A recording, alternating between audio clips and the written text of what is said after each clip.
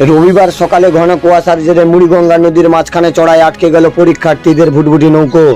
3 March রবিবার first সকালে দক্ষিণ 24 পরগনা জেলার সাগরের কচুবেড়িয়া থেকে কাকদ্বীপের লট নম্বর 8-এর উদ্দেশ্যে পরীক্ষার্থী সহ বেশ কিছু যাত্রী নিয়ে রওনা দিয়েছিল একটি ভুটভুটি নৌকো।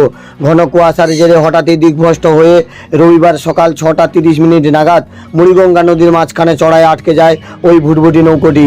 রবিবার মাদ্রাসা কমিশনের পরীক্ষার্থীদের সেন্টার রয়েছে ডায়মন্ড হারবারে। প্রায় 20 জন মতো পরীক্ষার্থী রয়েছে ওই ভুটভুটি নৌকাটিতে। খবর পেয়ে সাগর থানার পুলিশ আটকে থাকা পরীক্ষার্থীদের উদ্ধারের চেষ্টা চালাচ্ছে। সেই ছবি আপনারা সরাসরি দেখতে পাচ্ছেন গঙ্গাসাগর ব্লগের ফেসবুক পেজ ও ইউটিউব চ্যানেলের মাধ্যমে। এরকম বিভিন্ন রকমের ভিডিও দেখতে হলে অবশ্যই আপনারা গঙ্গাসাগর ব্লগের ইউটিউব চ্যানেলটি সাবস্ক্রাইব করুন এবং আমাদের গঙ্গাসাগর ব্লগের ফেসবুক পেজটি ফলো করুন।